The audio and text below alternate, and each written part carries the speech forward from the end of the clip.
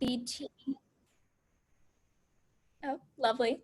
We're going to be celebrating the winners of the Teen Poetry Contest, and they're going to be reading their lovely, wonderful poems. And then we're going to be switching it over to a panel about teen writing, and we have 3 lovely panelists here who I'm going to be talking to. So it's going to be exciting. It's going to be good. And yeah, let's turn it over to the contest winners. Yeah, so Maia, thank you so much. And I look forward to you introducing your co-panelists for the second part of this. And you guys are probably going to have plenty of time to do some reading and some discussion because you've got until 7:30. So I really look forward to that. I think the first order of business is to commemorate and celebrate the winners of our second annual Teen Poet Contest. Maia, I was honored to once again work with Maia on the contest. She was the co-judge. And just like last year, it was excruciatingly difficult to make final decisions, but we were pretty much aligned all along in terms of who the standouts were. And for those of you that aren't aware or didn't read our press release, I can give you some basic background and some numbers to kind of illustrate exactly what a big deal this was and what we were working with. We decided, Maia and I talked earlier in the spring and agreed that poetry in a pandemic was both very current and a really good opportunity to get some, meaningful thoughts about what people were really experiencing. And it just made a ton of sense to make that the topic of this particular contest. So we put the call out, and beyond my wildest expectations, we not only got submissions from across the country, and by across the country, I literally mean Boston to Texas to Washington State to Florida and everywhere in between. We also got more than a dozen submissions from across the world, including Nigeria, India, the Philippines, South Korea, and others. So it was just a wonderful number of submissions, but more importantly, aside from the beautiful inclusivity that we got and the perspectives that afforded, the quality was astonishing. I am not a teenager, haven't been for a long time, so I'm at both. I reserve the right to at once be intimidated and a little jealous at the quality of such young poets writing so wonderfully, but also it fills me with joy and confidence that our future is in very good hands if the world of poetry is going to be represented by some of these folks. So what I want to do real quick is read a little bit from our press release and what we thought. And Maia, if you want to say a few words, you're welcome to add in terms of what your assessments were. And then we're hoping that all of them have joined. I know some people are coming in late, but we'll turn the mic over and let the winners and runners up, if they're here, read their poetry, and then we'll shift into the other panel. So real quick, let me just give you some numbers. Like I said, we got over 70 total poems, and where are we? The instructions are pretty simple.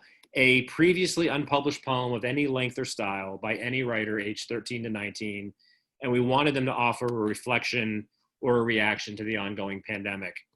The geographic diversity represented I've already spoken to.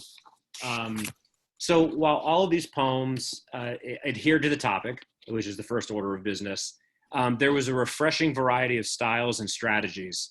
Some of the poems seemed pieced together by newspaper headlines, others invoked family histories, and I mean the kinds found in photo albums, and especially the kinds kept secret or spoken about for the first time.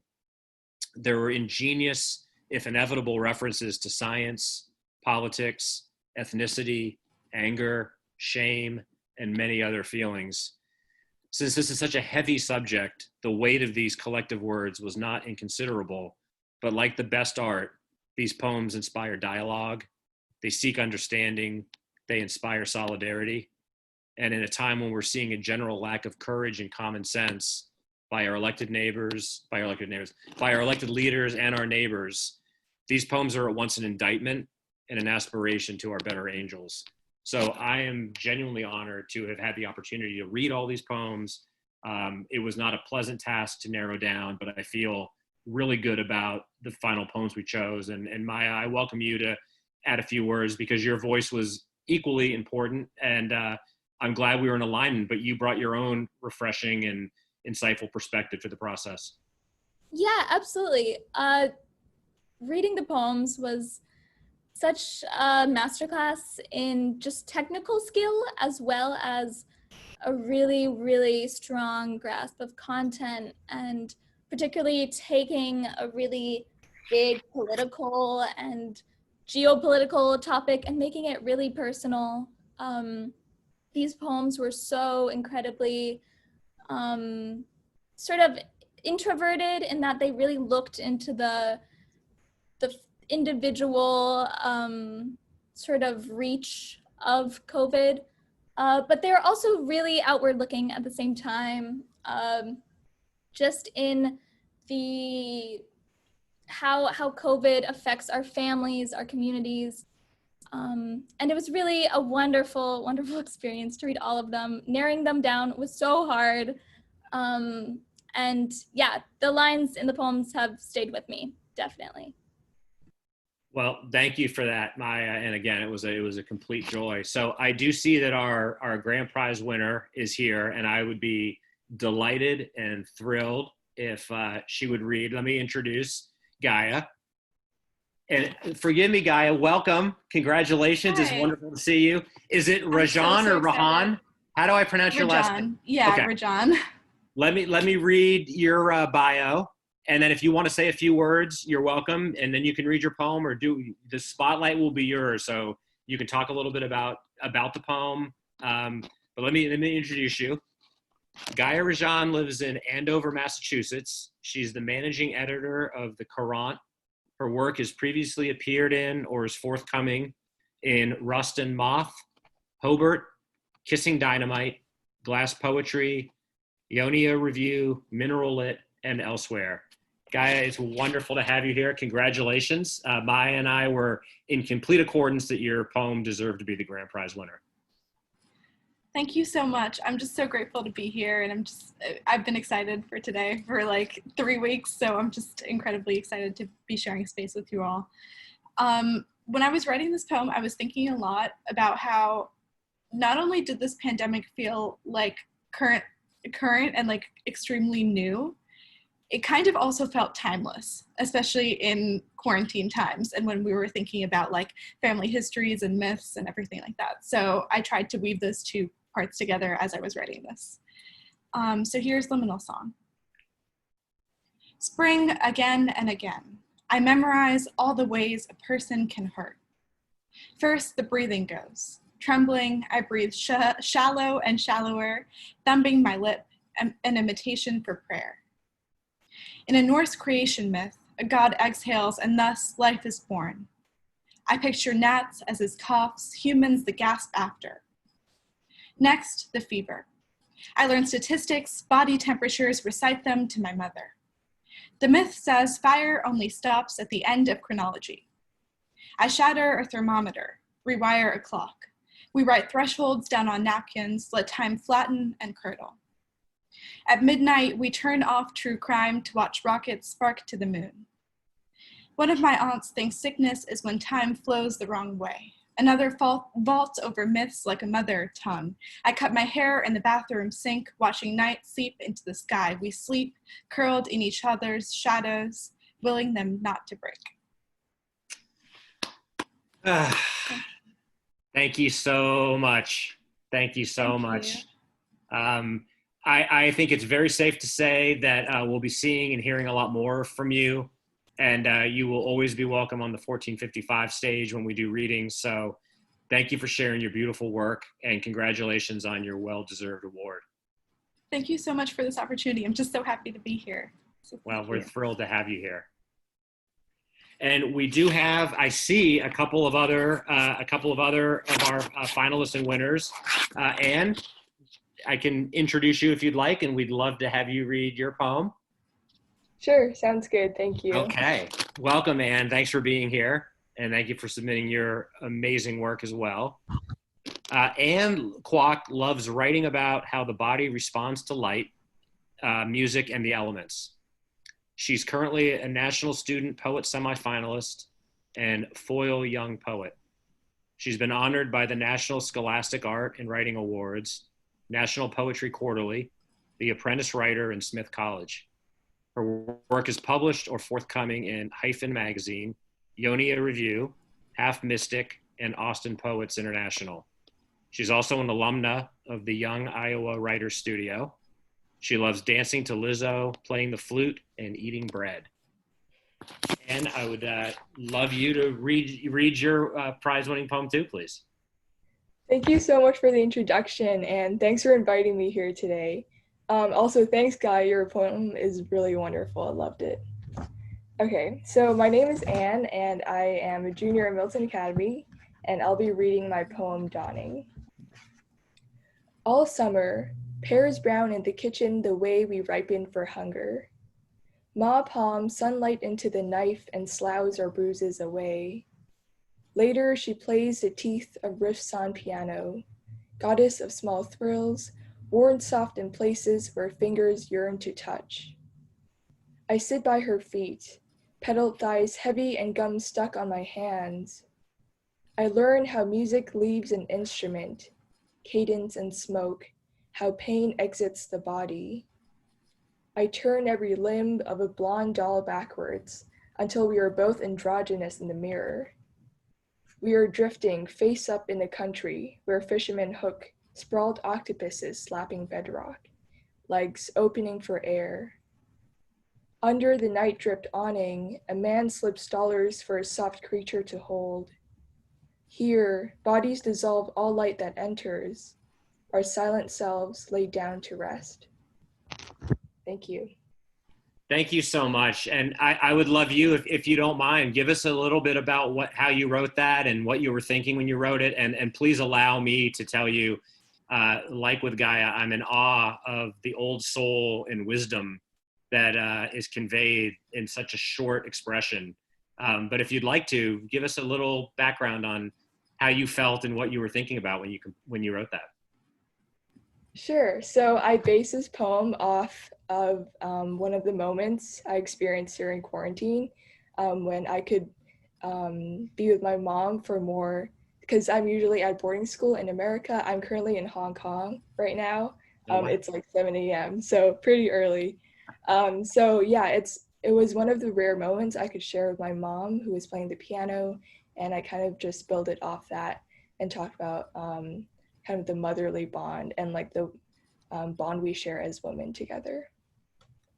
Well, it's beautiful, and like I said, I'm profoundly grateful that you shared it with us, and congratulations for being one of our finalists. And thank you for being here tonight. And I see Allison has joined. Hi, Allison. Hi. If I may, I'd love to introduce you, and then you can read your poem as well. Sure. Okay.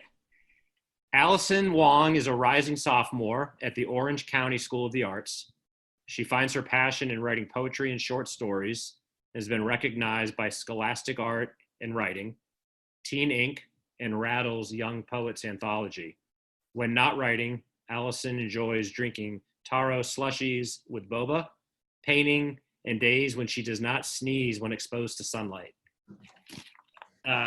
Allison, please read your beautiful work with us.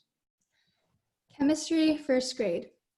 Because I am a vial of liquid sulfur in their eyes. They crumble away as if I could spill in them at any moment, marking them with my yellow stink. The law of conservation of energy says I cannot be created or destroyed, but I can be transformed. This disease, not the disease in the news, but this disease, it has existed for a long time. And when you only have 10 fingers and 10 toes, it is difficult to count all the way back. It can go both ways, like yellow can be ochre and neon at the same time, like I can be wanted and gross at the same time, like the yellow fever that no one wants, which isn't transferred through mosquitoes, but transferred through their whispers. They are all exotic, even though I was born in California. Because I was born in California. Because they are senseless of all but their sight. I've been told by others of my kind that I'm lucky because my eyes are big, for someone of our kind, that I'm lucky because there are two folds, and I think we have been folded into origami cranes too many times. Unlucky because we try to fold them, and they do not fold as easily. I compare my folded body to theirs, and I ask, how are we different? How are we the same? They respond. It is one of those Venn diagram worksheets we did as first graders, when my handwriting was just as messy as yours, when I didn't know nationality was different from ethnicity. There was a lot to put in each circle, a lot where we overlap. I remind them of that, and they say I reminded them of sulfur. Thank you. Thank you so much. I should have said, I was remiss. I talked about a press release. There is also a blog post on the 1455 website that talks about these poems, talks about the process, goes into detail with Maya and I's feedback on the winning poems. So please visit that if you haven't. It's an opportunity to really savor the words. I think this is delightful and special to hear them read, as it always is.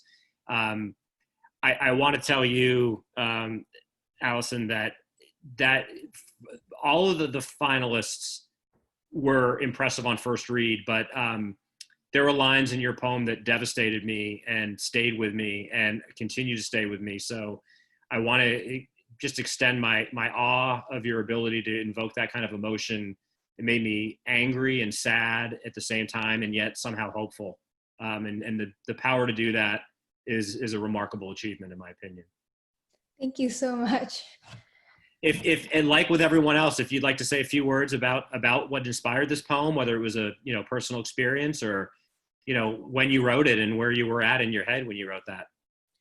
Yeah, so I mean, just being Asian American and growing up in a country where everyone is supposed to be accepted, but then with COVID-19, obviously, people have been treating Asians, not all of them, but depending where you are in the country, but like they've just been kind of put down, even though like we're the scapegoat or something. And that's why, like, even just with Asian discrimination growing up, and then how that was all kind of channeled into COVID-19 happening at the same time. And then so I just wanted to kind of put it in a metaphor that summed it all up for me. And that you did. Powerful stuff. And again, please, anyone that's paying attention now, go read these poems on our website and take some time with them, because they'll stay with you. Thank you so much for being here. Thank you for sharing your work with us. No, thank you. And I see Irma has joined as well. In fact, I think she's been here. Irma, welcome. Thank you. Thank you for being here. If I may, I'll introduce you and then you can read your poem. Sure. Okay. Irma Kisbarath is a rising high school senior from Vancouver, BC. Her work has been published in Wide-Eyed Magazine and the Blue Marble Review, and has previously been recognized in the Scholastic Art and Writing Awards. She's currently a mentee at the Adroit Summer Program, where she's studying under Natalie Ibart. Irma, feel free to read your poem with us. All right, so this poem is called On the Mechanism of Viral Entry. Only last week, he trundled to work at the ward, fresh with his name day wristwatch and an early kiss, hair gelled back into a fragrant helmet. Your preening must have made him safe. But watch him now, head mute, chest rising like a ribbed bread loaf. Perfect that this man, a doctor of the heart, spends normal days peering into the telescoped organs of the elderly and the arrogant, his fingers sliding back and forth over those pulsing chambers, scented like hunters' pulpits, and the crinoline folds of the fatty surface tissue. He probes through those fissures, wide, narrow, in, out, giving life. Now see him bundled, machines humming around the waist of his body, limbs weak and sallow as budding fruit. All these bones you studied but had never seen, the shape of his skull, giving you a hospital grimace, sign from your husband to you. His hair, oh, and those sheets are must. This man who filled your hips, just now that the baby is due. Here's another one to nurse. Cradle his mild skull, break the heavy craw of the ward. Heave his sexless, crumpled body home with yours. You're making a life, so make one more. Thank you for that. That was another one at first read that I put in one puts things in certain piles. I can tell you that that one on first read went in a very small pile and remained there throughout. Tell us a little bit about how you came to write something so profound and beautiful and evocative. Right, so this poem was actually inspired by one of my family members who's a doctor in Budapest. So he actually contracted COVID-19, and he ended up spending some time in the intensive care unit. And so I guess I was just really, I feel like inspired is the wrong word for this context, but yeah, it was sort of difficult to see him and his family go through that from all the way here in Canada. And so I guess I kind of wanted to honor their experience a little bit. So that's where the inspiration came for this poem. Well, magnificent work. Again, thank you for sharing it with us. And ladies, if another finalist ends up joining, Maya, I'll let them introduce themselves and read their poem, but I want to turn this over to you. Before I do, the four of you that just read, please one more time, let me thank you sincerely. It was a labor of love to read all these poems, but you made me, as I say in the blog post on our site, not only a better reader and a better poet, but a better person. And to you, I owe thanks. So thank you for sharing your beautiful work with us. I second that. Thank you so much for sharing. I know reading is scary and exciting, and you all read really beautifully. So thank you for being here. Maya, take it away. The panel is yours. You are in control. Okay, so I have some really great writing friends of mine here today, and they are going to be speaking about what it's like to be a teen writer now. And so I'll introduce them. And please raise your hand if I say your name. Okay, so Lane Devers is a junior at Interlochen Arts Academy. He was selected in 2019 as a finalist in Creative Nonfiction by the YoungArts Foundation, and he placed second in the Princeton University Leonard L. Milberg Poetry Prize in 2020. His work has appeared or is forthcoming in places like Diagram, Brevity, Juked, and elsewhere. Hannah Schoettmer's creative work has appeared or is forthcoming in the Louisville Review, Glass, a Journal of Poetry, 24-Hour Neon Mag, and elsewhere. She lives in Washington State, and Hannah will be attending USC. Sabine Wilson-Patrick is a Barbadian writer attending Interlochen Arts Academy. Her work focuses on themes of mental health, national displacement, and racial identity. Her work has been recognized by the Scholastic Art and Writing Awards, and she performed an original spoken word performance in One Miami, a student art tour. And then I'm Maya, and I guess I'll read my bio. So I'm the Virginia B. Ball Scholar at Interlochen Arts Academy. And my writing is published or forthcoming in Poetry London, the Bennington Review, Saranac Review, and elsewhere. And my writing has been recognized by institutions such as the Poetry Society, the Hippocrates Society, and Princeton University, among others. So before we start talking, I thought we could all read a little. So we came up with an order. Hannah was going first in that order. So we will let her have the floor. Hi, I'm Hannah, and today I'm going to be reading like 2 or 3 poems for you. And the first one is called Walking Through the Detroit Airport After Everybody Else Has Already Gone Home.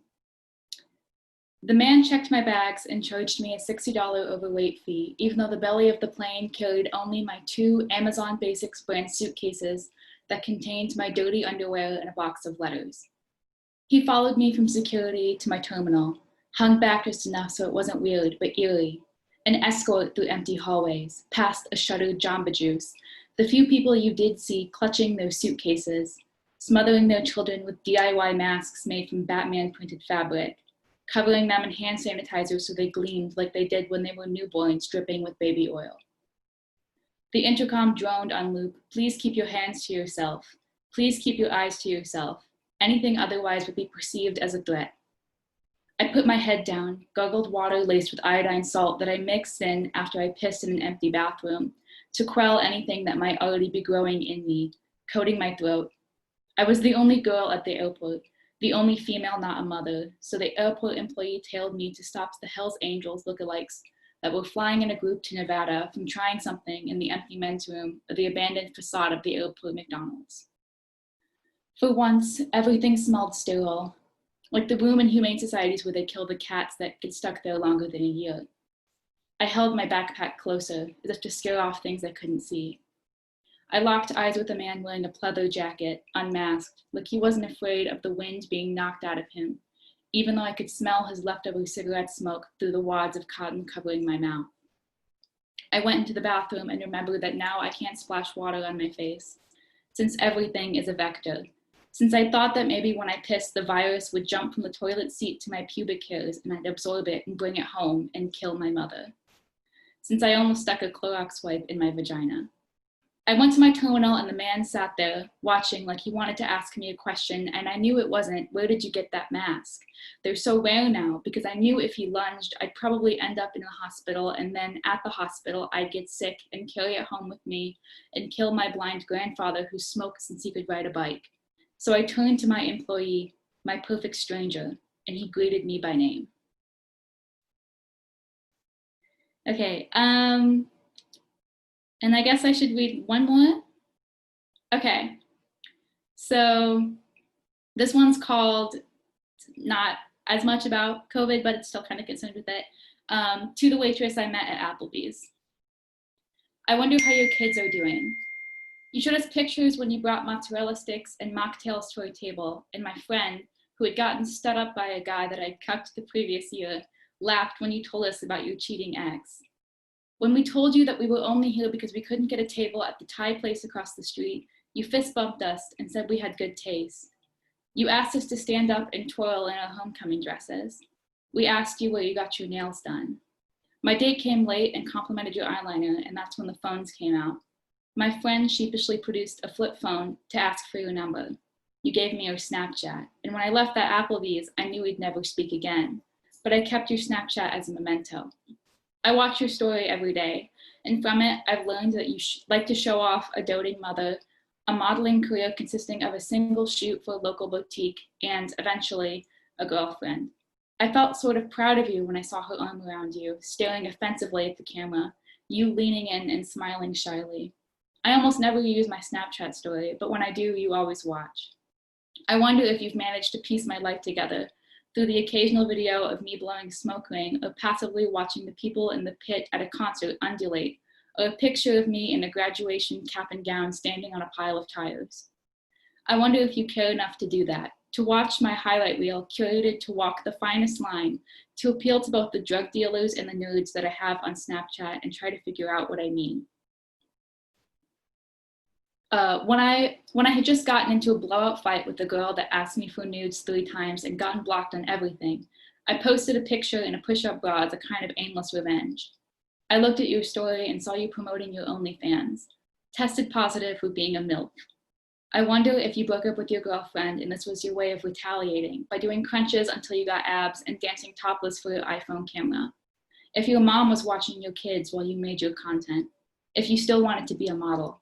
If you were looking at my picture right then and thinking that I should start pimping those out, or wondering who would hurt me. If you thought I had a good body, one men would pay to see. If you would pay to see me stare at my front-facing camera and peel off the crop top I was wearing in the picture I posted, pretend that it was just us with the digital divider, like those fish that eat each other if you put them in the same tank. If you wanted to watch me do that. If you wanted me to watch you do that, since you posted that promo on your Snapchat, and I'm probably one of the only people that watches your long story from front to back each day. I considered swiping up to ask you where you got your lingerie, but I decided against it, since I don't have anyone I could wear it for. I wonder if the lingerie would make me feel empowered, if I could send a picture of me wearing it to the girl and she'd forgive me until she got horny again and the picture wasn't doing it anymore.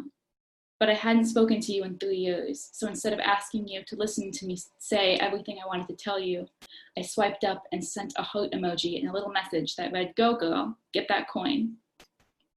Thank you. Wonderful. And so next we have Sabine reading some prose. Hi, I'm Sabine, obviously, and the story is called Modern Agriculture. They have vertebrae the size of tin cans. They loom over us, 18 months to slaughter. When the field gets cold, they bring us blankets that are rough like cat's tongues and burlap, coarse wool that breaks the skin, shaves our breast to bone. We are red like raw nerves in the winter. They sit and they watch us as we shed life and skin. Anne stares into the blue sky and the storm clouds as they roll in and out of view. She gives them names, makes them into the face of her aging earth mother, so she does not feel so foolish and alone. She treats the rain like it is physical affection, like it is mother's love. Mary's body is weighed down by dozens of wool blankets so that she doesn't waste her energy shivering like the rest of us. When they carve her open, they'll sell the skin off her back to a rich man that pairs her with Malbec and eats her rare. Elaine is empty behind the eyes, but she nods her jaw endlessly like there is still food to be had. They feed her obsolete technology like VHSs and antenna TVs, lead pencils and ballpoint pens. She vomits up microchips and rolls of film that she pulls out of her throat like something from a magic trick. And when there's nothing left, she gnaws on her fingers that grow ever thinner. From her, they will make something new. Jane hasn't been the same since her baby came, all wriggling and wet. She sits up against the fence in the far corner of the field and pretends to cradle him in her arms, pretends she must soothe him as he cries. Further into each day, she realizes that there is nothing there and that he is gone, that he was never really there. Jane makes a lowing sound with her throat and clutches her stomach, like all her insides will run away if she doesn't hold on to them. She wails and moans and spits, bangs her head against the metal fence, wails, moans, spits, goes very still. She is still for so long that they come to take her body away. In the nighttime, they usher us back into the barn, sighing noises from their gunny sack lungs. They roll the door shut behind us and we lay hip to hip in total darkness. We break the silence with sucking and biting noises as we try to rub the dull throb of the day off onto one another. Jessica and Abigail scream and moan the day into each other to climax to contentment. They lick each other's brands like they are still burning flesh, as though they can save each other, and sometimes it works. They blear out the world with spit and wetness. Some girls lay on top of each other from night to night, holding their faces and sucking and biting. And some girls just lay still and sleep until the sun rises and they sigh us out into the field again. Lena likes to chase butterflies. She runs to the edge of the field behind the marigold-colored monarchs and laughs as though she is still joyful. She has learned to twist her body into knots to lick the singed patches of skin from when she wanders off too far and they have to prod her back. And when it is May's time to die, the tin can Goliath takes her by the hand up to the slaughterhouse on the hill that we never come down from. They wrap their arms around her body until she goes limp, and then they hold her as she shudders and bleeds. Thank you. Stunning. Okay, so now I will be reading two poems. The first one is called The Kroger Car Loading Service, which is about that thing at grocery stores now where you have no contact and they just plop it in the trunk. So, okay. The grocery boy loaded her car with 20 free-range chicken breasts. She did not discover this until she was back home, after she had Cloroxed every plastic Kroger bag he could have held. She hadn't asked for 20, she'd asked for 2 and a pack of paper towels. He hadn't given her the paper towels, and so, she thought, he gave her 18 extra breasts to make up for it. She tried to sell the breasts on Facebook, $10 a piece. She said she would accept Venmo or PayPal, so no money would have to reach across hands. No bidders. She looked up recipes that used inane amounts of bird meat, a pot pie, a noodle soup, a sandwich with breasts as bread. She couldn't eat them fast enough, so she started padding her bra and briefs with the defrosting cutlets, taking near shots where her ass looked a couple inches thicker. She sent these pics to every ex in her phone, even the ones who had grown neck beards. The house started to stink from the chicken strip mobile she had put up in the kitchen. It made no sound except that of meat knocking into itself. She called the Kroger. She said, "My grocery boy did a fabulous job. How can I tip him?" The woman on the phone gave her the boy's address, said, "Here, have this, but we're not supposed to." She hung up. She breaded the final cutlets in money in sanitized bills. Cutlets in parchment stamped with the heads of presidents. She gently dropped them into an envelope, sent them to the boy. She started making plans to paper the inside of her trunk with nude pictures of herself, or the photos where the cutlets made her ass look big. She shivered every time she imagined him opening the trunk, all of her naked meat staring back, him placing the defrosting meat over her like a dress, like a negligee, like a shroud. And next I have one called Virtual Town Hall, which is about the LAPD town hall recently about defunding the police. We never see the yellers, the criers, only the people watching, bored, the youngest jotting down notes, the police chief rubbing the crust off his eye. Everyone on screen is muted and everyone crying is unseen. So sometimes when the police chief yawns, the words fill his mouth and it looks like he is berating himself, which is something we know he would never do, which makes the town hall impossible to stop watching. All these invisible voices, some husky, some breaking, some snarky, some whispered, all of them pointed towards these boxes of suited men with fake backgrounds of the city behind them. We will never know how it looks inside their homes. Sometimes it looks like the police chief is playing Candy Crush in another computer tab. But I'm not watching for him. I am watching for the way the speakers say, "I yield my time, so more can speak." The way that sentence is like a bouquet passed from person to person, the way everyone carves off a little of their cry. All right, thank you. And now we have Lane Devers. Hi, I'm gonna start with reading a poem, and then if it's not too long, I'll read an essay too. This is called Foam. I don't cry for years at a time. In one of the first home videos I find, we had just bought a brand new washing machine. I still don't know how to swim, never learned properly. I try to cure the dry spell, watch countless sad movies, attend a few funerals, break some bones. I let my mother teach me how to surf anyways because I don't want to risk looking afraid by declining the offer. I'm so worried a shark will confuse my arm for a fin and bite. My grandmother tells me when I give my infant cousin her first real bath in the tub that it's best to submerge babies all at once, and that if I'm too slow, she will know to be scared. We work together to get the water exactly room temperature, try to convince her she will just be slipping into thicker, more buoyant air. I dig my teeth into my lip until it bleeds, try to stand, manage to balance for a bit despite the shaking. We wash load after load, pick out the reds, separate everything into two piles, so excited by the way it spins. I cling so tightly to the board my hair never gets wet. So many of my bones shatter, each wrapped in their own cast. Sometimes, when we are both dry, I click my tongue to the roof of my mouth and she laughs, giggles a little, spit spraying everywhere. I am never afraid.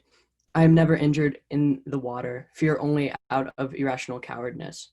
In another cassette, I'm wearing only goggles and flip-flops, sobbing so hard the lenses fill. Once, I used a hiking pole as a crutch, pressed all of my weight onto what wasn't broken. I grip her by the armpits and she giggles a little, toes grazing the surface. I move between two lakes. Am instructed to never swim in either of them. I see two dead fish wash up on the same part of the bank exactly a year apart and try to convince myself that it means nothing. Plunge her, my grandmother instructs. The scent is the same both times, one missing a fin, the other its head. I never think to be worried about quarrel or falling or anything but being eaten. Ice and elevate, I am told again and again. My movement is too sudden, and she screams, her toes smacking porcelain. When the lake is frozen over, it's too cold to even contemplate breaststroke.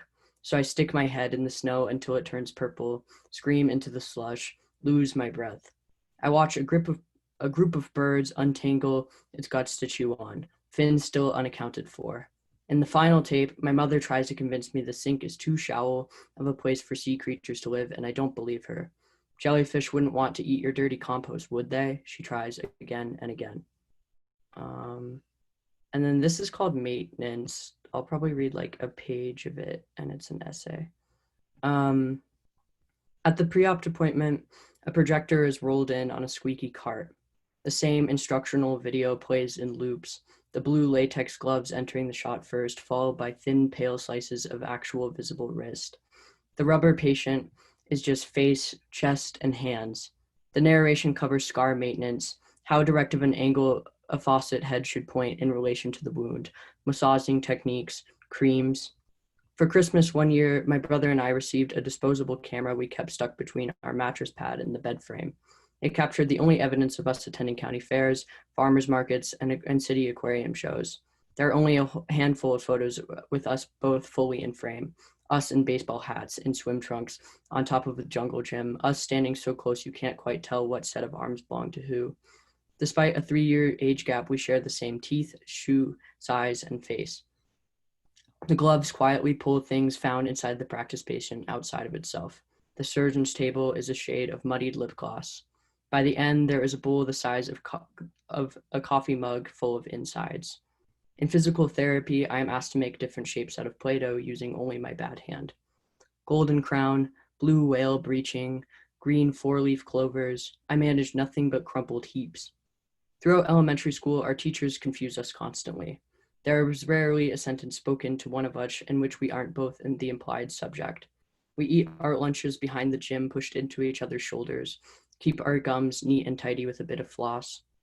Every winter post-operation, I picture my index finger as a hollow rod, all exterior. The center is the hardest part to teach to reheat itself after being out in the cold for too long. Mittens fit better than gloves because they don't try to divide my hand into functioning pieces. When visiting the aquariums, we take turns comparing each other to different species of ugly fish. I am an eel and he is an enormous catfish, and we live in separate tanks on opposing ends of the ground floor. The doll is taken off screen to recover. Anecdotes about cartilage growth flash across the screen in various shades of bile. Thank you. All right, wonderful. So now we're gonna just talk a little bit about what it is like to be in the teen writing community. So I have some questions. Number one, the reactions parents can have to their child diving into the teen writing world can be really varied. So can you speak on what your parents' reactions were to your writing practice? And it's worth noting that we all go to Interlochen Arts Academy, which is an arts boarding school, and we all major or have majored in creative writing. So were your parents supportive of this path, or was there resistance? Anyone? Yeah, I mean, you know, my parents always kind of wanted to support me in what I was doing, but there's the notion that, like, you can't make any money writing, like, you know, what are you doing? So kind of like balancing that desire for me to have like a practical kind of aspiration with, you know, what I actually wanted to do was definitely something I had to sell to them. And I only attended Interlochen for 1 year, most of a year, as a senior. So I spent most of my high school career at a public high school. And so I was kind of, you know, slower to find writing than others who, you know, have been in kind of that world or were like raised around it. But I definitely think that, you know, when I started getting into it seriously and exploring options like Interlochen, it became more of a real thing to them than just like something I was doing. And so in like seeking out ways to broaden like my investment in it, it became more legitimate. Mm-hmm. Mm-hmm. For me personally, it was less the whole idea of like, are you going to be successful as a writer, and more, is this what you want to do? Because I'm from somewhere very small and like leaving is inevitable. So it's like, what is the US school system worth? Like, what's the trade-off with abandoning what you know and what you understand? With my parents, like writing was a very reasonable thing to go and explore, also because they thought it would deter me from doing it in college. It did not. And so they had like a really good understanding of what life would be like. And they really pushed the whole, just like Hannah said, like writing doesn't make money, you need a real degree. And so I just had experience with that, the concept of like your art being okay and being accepted, but also not the primary thing you do. Yeah, so I have a little bit different of experience. I'm going into my senior year of high school, and I actually began my freshman year of high school at Interlochen. So I've been there for what is going to be 4 years, which has been really interesting because obviously my parents have had to be supportive in that sense of to be willing to send me to a school that is focused around something that they don't necessarily understand. I think that their hesitance, like Hannah kind of said, comes from more of like an economic standpoint of how are you going to make money in this? So you're going to go into what, publishing or teaching, or because just writing alone wouldn't be sustainable. But other than that, I mean, I think that they've been decently supportive. Yeah, definitely for me, it's been a different experience because my parents are writers. And so there was this sort of like, the children would try to go away from writing to sort of prove that, you know, we're separate individuals. But one thing I think that was communicated was that writing isn't really a career anymore. It's an artistic practice, and it's something really wonderful. But like, in order to make a living from your books, you would have to be pretty much J.K. Rowling. And so that's been really interesting going in thinking that, which I think usually is learned over time through sort of living the writing life and being like, wait, this is not making what I'm thinking. But okay, so the teen writing world often is really surrounding contests and opportunities, and often the topics for these contests are traumatic events that you can notice if you go on any teen writing contest. And so I know we've talked about this. Writing about trauma for teen contests can seem expected, if not rewarded, in these contests. And the idea of, is this exploitative, or is this just the writing world at large? And does it make a difference that these are adults rewarding teenage, often pain, especially if they're of a more personal variety? Or is that just writing? Yeah, I'd like to know your thoughts. I mean, I think that, you know, in any artistic practice, there's going to be an element of like it's intersecting with like you and like your life and who you are and kind of your selfhood. And that's definitely like, you know, there are a lot of artists and writers and poets and everything that, you know, the primary artistic practice is focused on like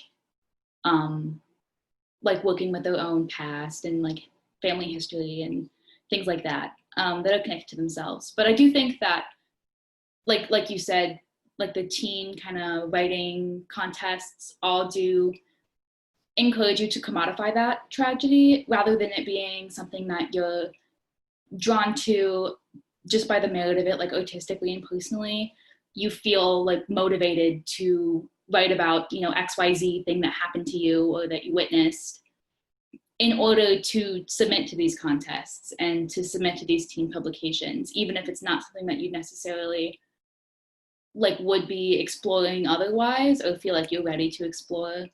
And I think that for some people, you know, using their writing as a tool with which to like internalize and deal with trauma is like, it's a thing and it's valid. But I also think that for that to become a commodity rather than something that has like the inherent value of working with the trauma is a little iffy.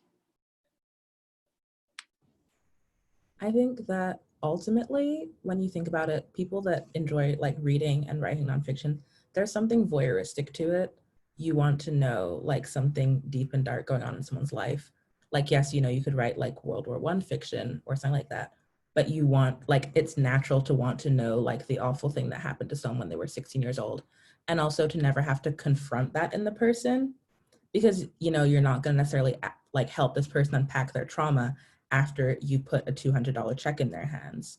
Just like it's like very human to want to know the awful thing and to want like see the person like open themselves up and not have to confront it. It's the same reason people watch like reality TV or like shows like that. It's that you want to, I think it's very human to want to know and want to understand and like see the interesting thing, because I think the very beautiful things in life aren't as memorable as like the most traumatic thing that's ever happened to you. And also it's like you as a writer want to be remembered. When you put like your contest submission in the pile, you want to be like, oh, that horrible car accident is the thing that I remember, as opposed to like the most amazing daisy you ever saw in a field. I mean, I think if we're getting into genre too, like Sabine's bringing up, like, I think, yeah, like with something like nonfiction, like your person and yourself is sort of intrinsically tied to that just as a genre when you're putting out that kind of work.